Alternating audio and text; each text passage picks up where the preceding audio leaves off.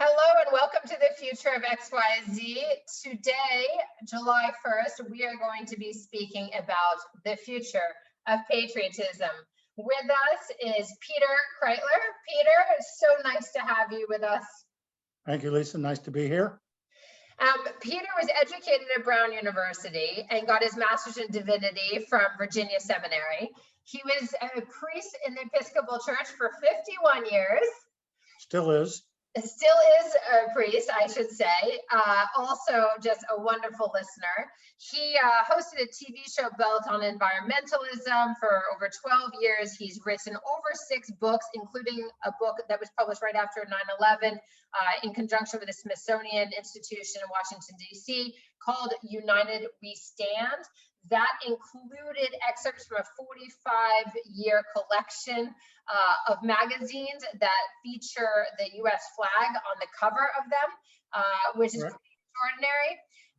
And Peter has some pretty unique philosophies on life that I personally have come to respect immensely, and I think are really important as we look at the future of patriotism.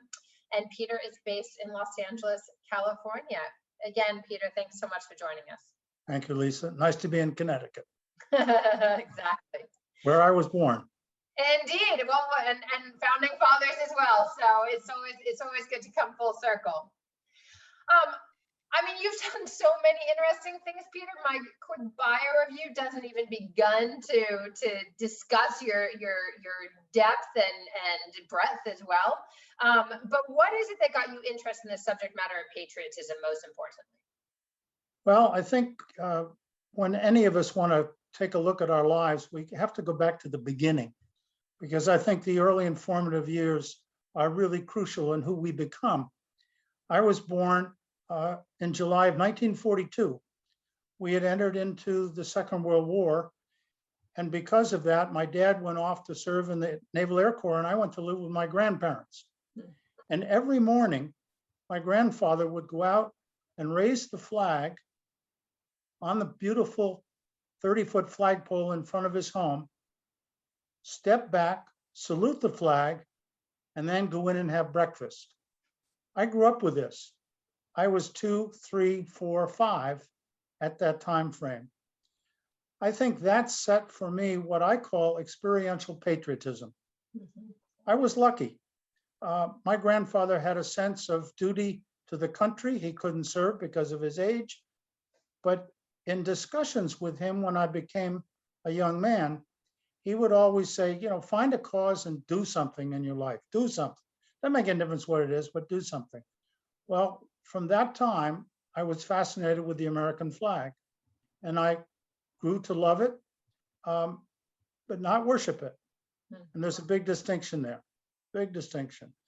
I worship what it stands for: justice, happiness, equality, Opportunity. so forth. All of the above. And so that began for me my quest to find meaning in life, and that's why I graduated from college, went on to seminary, became an ordained Episcopal priest, and even during my priesthood, every 4th of July, I would invite the local Umpapa band, and we would play patriotic music during the church service every 4th of July that I served in the church in California. It was fun. It was fun. They played the Sousa marches and everybody felt that. But at the same time, I would preach on the meaning of the flag. I often spoke about justice, because for me, that's the essential part of patriotism. And I began there. And then it grew into building this collection, which is over 5,000 pieces, individual magazines with the American flag on the cover, ranging from 1839 to the present day. Wow. And it continues to grow. And it continues to grow, and that's largely because, of course, it's not only American patriotism. We are talking about American patriotism today and the future of American patriotism. But patriotism is, of course, something unique. So, before we get into what patriotism is and what it isn't and what makes a patriot, I'd love to understand a little bit more. You've talked about your own history a bit. What makes you an expert in this subject matter? Now, there's a term that describes an expert on the flag, and it's a vexillologist. Love the word. It's hard to pronounce, hard to speak. Okay, I am not an expert on the American flag. I'm an expert on my collection of magazines. I have found that as I have read through these magazines, I've discovered pieces about what it means to be an American. There are people writing about it all the time. Even current magazines, Town and Country, a few years ago had a whole thing on what's a patriot. And a lot of celebrity and well-known politicians commented on what they thought patriotism was. So it's really that I'm not an expert on patriotism. I just have gleaned from magazines and articles by others what I've put into now a compendium of understanding about the subject. For example, I grew up thinking that flag waving was patriotic until I read no, it's not. Until I read an article in a magazine that was published in August of 1943 called Calling All Girls.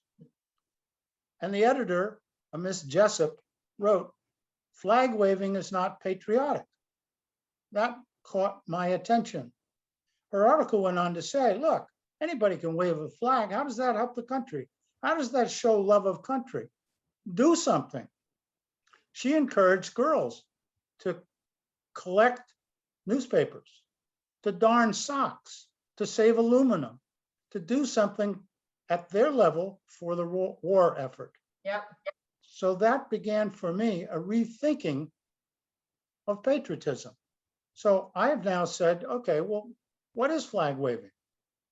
What is the lapel pin wearing? Peter had to come up with a definition because every time I gave a talk, I would throw this out and they'd say, okay, so what is flag waving? Flag waving is the celebration of what those who have come before us have done on our behalf. It can be somebody serving in the Peace Corps. It can be somebody serving in the military. But it's an action that somebody else has done that has made our country great. And to me, that made me smile because that's a real definition of a patriot. It's somebody who, it's an honor, and that's fascinating you use that word.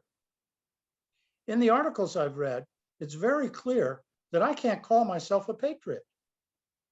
No way can I call myself a patriot. That's an honor bestowed upon me by somebody else. Fascinating. So in order to be a patriot, someone else has to say you are a patriot for what the actions you have done.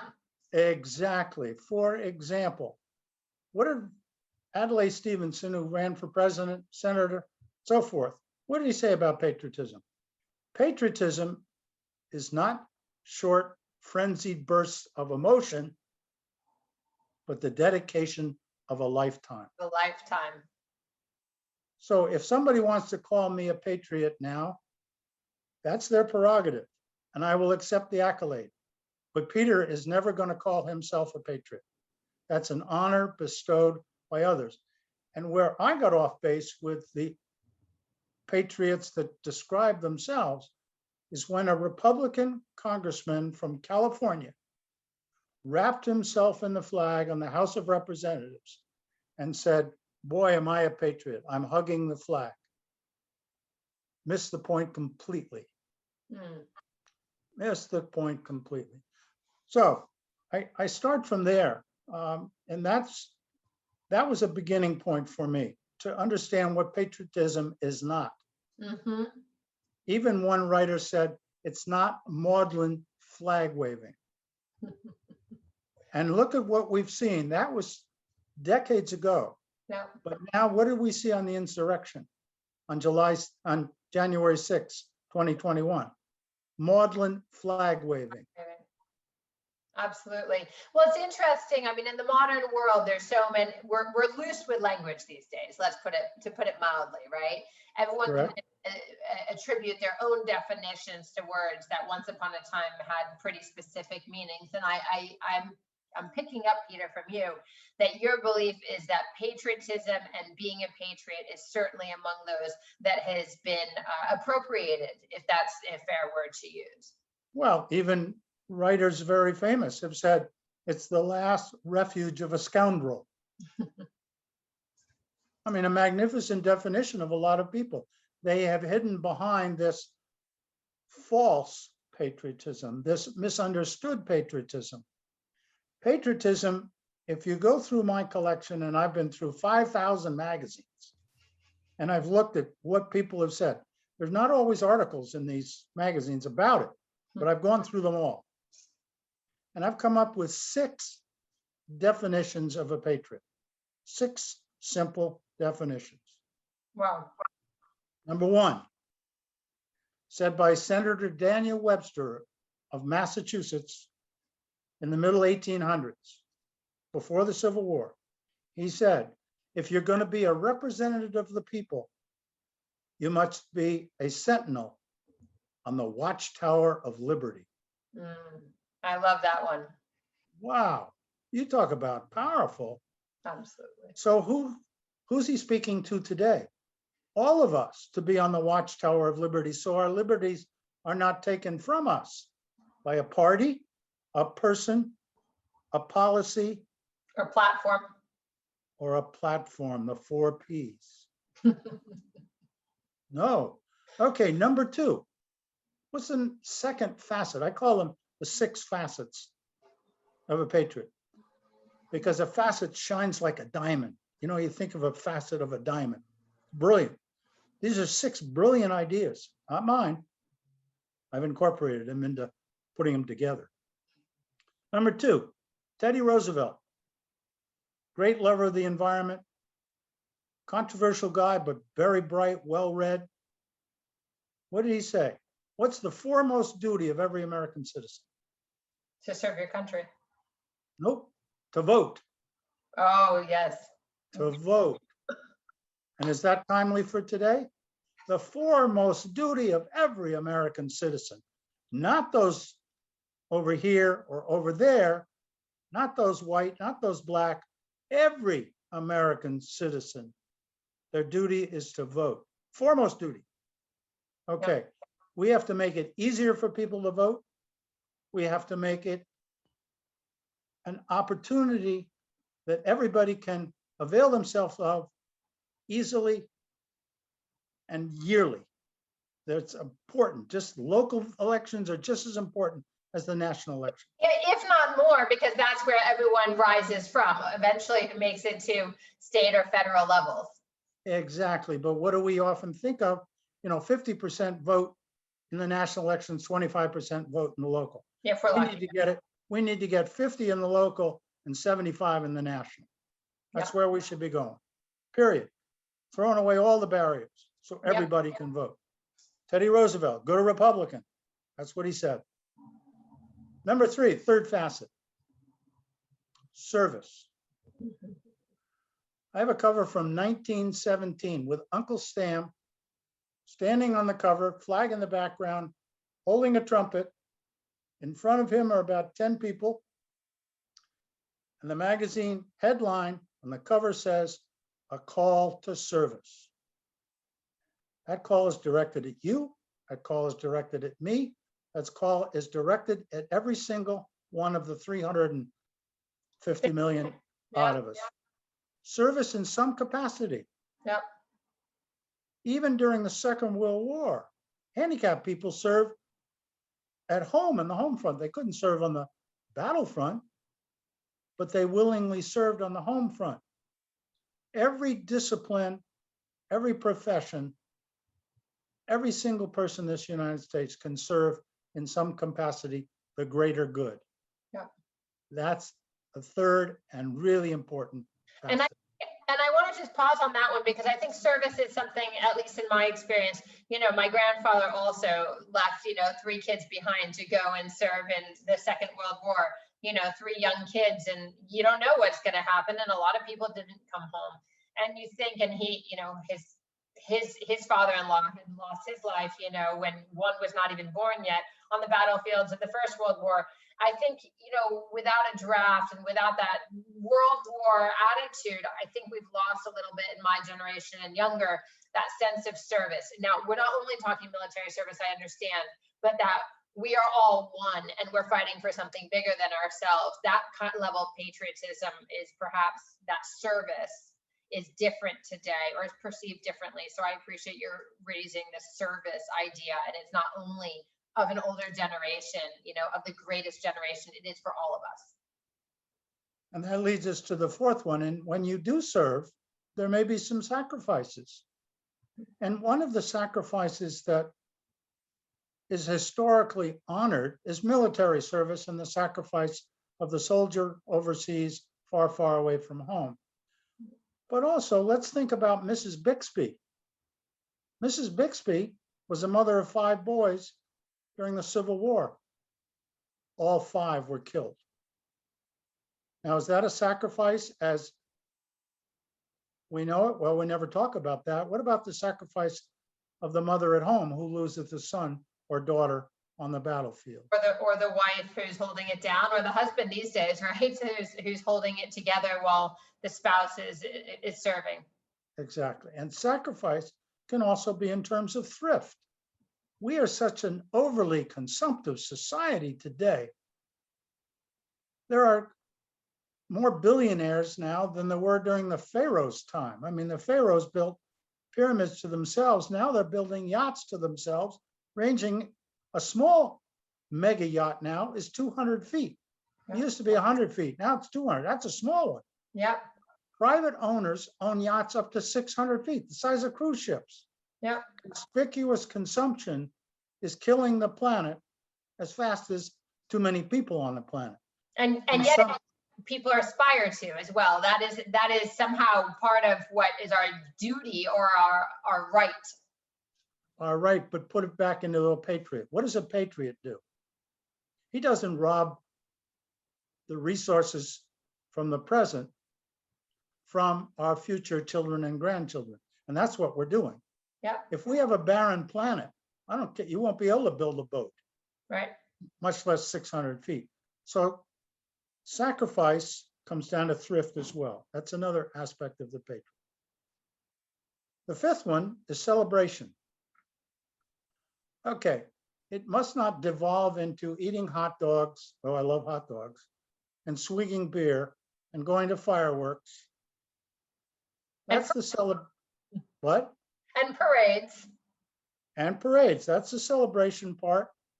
But also, we want to have an understanding of why we're celebrating. Yeah. We're celebrating because a bunch of patriots with an impressive ruler got together, and it started in Boston at a tea party. We all know about the tea party. They threw tea into the Boston Harbor because of a horrible tax. That led to a revolution. So celebration is important. Do not forget to celebrate. Number 6, and this is one nobody ever talks about. If you look behind me, you can't see it because of the lighting. There's a flag that's tattered. Mending is the 6th facet, because everybody can do something to mend the flag, metaphorically. I have about 50 covers in my collection of women sewing the flag. The old Betsy Ross standby. Exactly, and I have one man. There's a photograph of an older gentleman on the cover of a magazine mending the flag. Metaphorically, it says we can all do something to make this better. As Justice Douglas said, we must never excuse the sins in our nation, but we should all do something to make it better. My mantra is, I love this country for what she is, but I also will work hard to make her better. And that's really, to me, the basis of a good patriotic life. You love your country so much that you don't excuse its sins. You're willing to stand up for that. It's pretty amazing, Peter, I have to say, listening to you. I mean, you and I have our own conversations often, but hearing your passion and conviction on this topic, and obviously through the lens of a religious man who's worked with many families, many communities over your lifetime of service, These 6 facets of patriotism really add up to a whole hell of beans. Actually, it's an enormous opportunity as we look towards the future of patriotism. I like the metaphorical mending as the 6th facet as well, because there is obviously, as we head into the 4th of July holiday and the summer and all the things that come after it, and is captured in, you know, Labor Day in September. We have a lot of work to do coming out of COVID, coming out of a very divisive political series. I mean, what is from where you stand, both as a non-expert on the subject of patriotism, but also as a patriot and as a human being, what is your hope for the future of patriotism in this country? I was privileged to spend some time with President Reagan. He said something that was very important to me in terms of not policy. We didn't disagree on we disagreed on a lot of policy issues. But he said to me, you know what we really want is an informed patriotism. I like that. That's the place to begin. An informed patriotism. Let's not take somebody else's word for it. Let's get into this a little bit. And what's it mean to love your neighborhood? Where's the word environment come from? Environ, the French, surroundings. You know, if you start by loving locally, you're going to love nationally. Yep. Love your own community, get involved, do something. Teach your juniors in your family. Be an elder in the good sense of the word. Talk to them about the flag and what it means and what people have sacrificed for over the years. Yeah, that's where it all begins and where it has to end. Yeah, you have to end with my generation teaching your generation, who will teach the next generation. Absolutely. Passing on the story of America. Of great America, of the America that is still great, right? It's always been great, but it has its flaws, and that's why the flag is tattered. It's symbolic of that. Yep. I've flown a lot of flags since 1942 because it's the same flagpole, the same house on Cape Cod. And I save them. And they'll last about a season. We light it at night, because that's official. We light it at night, but a flag will last about a season, and then it's torn apart. Then you can cut it and you can sew it and so forth. But eventually you got to replace it. That's where we ought to be. We are working towards making it better all the time without excusing its sins. Thank you, Justice Douglas from the 1850s. So, yeah, I'm passionate about it because I have children and grandchildren. And I want them to inherit a world where they grow up, where there's equity, racial justice, economic justice for everybody. And frankly, that's what our Constitution, what our Bill of Rights, and what our flag stands for. And that's why I proudly fly it in the summer, salute it, and go in and have breakfast. Or my grandchildren now raise it. I love it, Peter. It's always an inspiration speaking with you. Thank you for capturing the future of patriotism on this July day. I hope that people will read some of your books and really understand your passion and the influence that your generation, frankly, still has on the subject, and that we need to your point, pass down from one to another. Exactly. Well, thank you, Lisa, for doing this and inviting me back to Connecticut, where I was born on July 21st, 1942. I love it. Well, I'm looking forward to that upcoming birthday party, Peter. All righty. Have a good one. And everyone listening, thank you so much for joining us on the Future of Patriotism. If you don't already subscribe to Future of XYZ on YouTube or Spotify, SoundCloud, Apple, wherever you get your podcast, please do so. And you can also follow Future of XYZ on Instagram to stay up to date. Peter, it's been a pleasure, and happy upcoming July 4th, everyone. Bye-bye.